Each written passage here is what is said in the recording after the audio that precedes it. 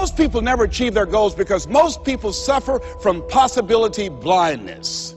They look around trying to think about the things that they don't have. Robert Roots, a young man who wrote a book about success principles of the three little pigs, he said, it's not what you don't have, it's what you think you need that keeps you from being successful or happy in life. It's not what you don't have. See, I was focused on what I didn't have. Don't have a college degree, don't have any credentials, never worked for a major corporation. I was focused on the negative things and said, negative things are the things that you see when you're not focused on your goal. What do you come with? What is it? A friend of mine, Dexter Yeager, said, when the dream is big enough, the odds don't matter.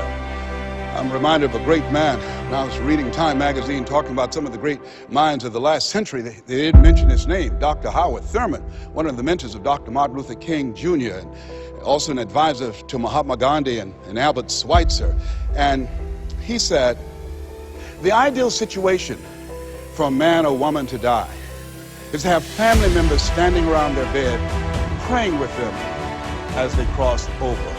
But imagine, if you will, being on your deathbed and standing around your bed, the dreams given to you by life, the ideas that you never acted on, the talents, the gifts, the abilities that you never used.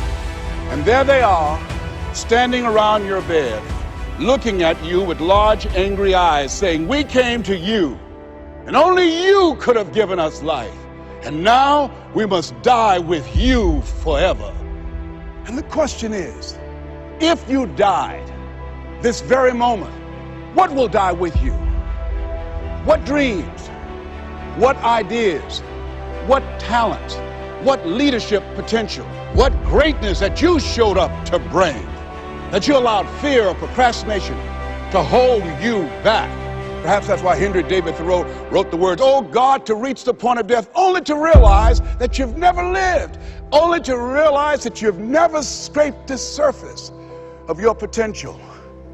When you don't have a true appreciation and acceptance for who you are, and you allow yourself to be immobilized by fear, what happens in the process is that you begin to abuse yourself. You begin to sabotage your life, you begin to sabotage your dreams, you begin to unconsciously work against yourself. You become your own worst enemy. So what do you do about that?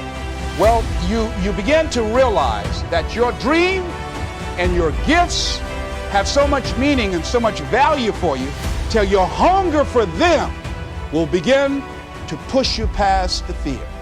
Your hunger to have them will give you a special drive.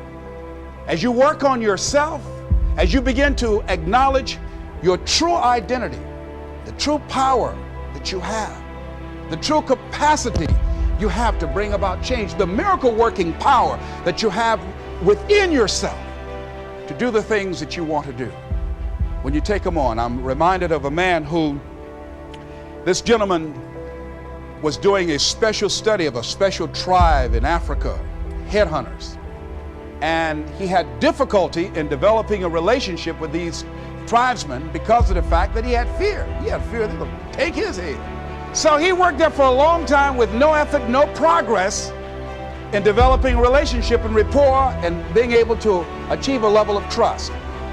So finally one night while he was in bed, he was thinking about it. I said, what is it that you came here to do? What is your life work as a missionary? He said, I wanted to study these tribesmen. He said, what's the worst thing that they can do to you? Kill you. And he just decided, hey, this is what I came here to do.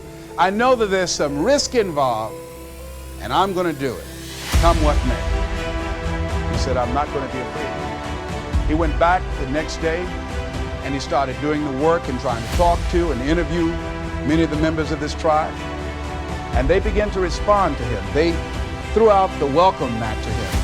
And years later, when people came to see what his progress was, they asked him, how were you able to do this? How did you convert the relationship from being hostile to that of being positive?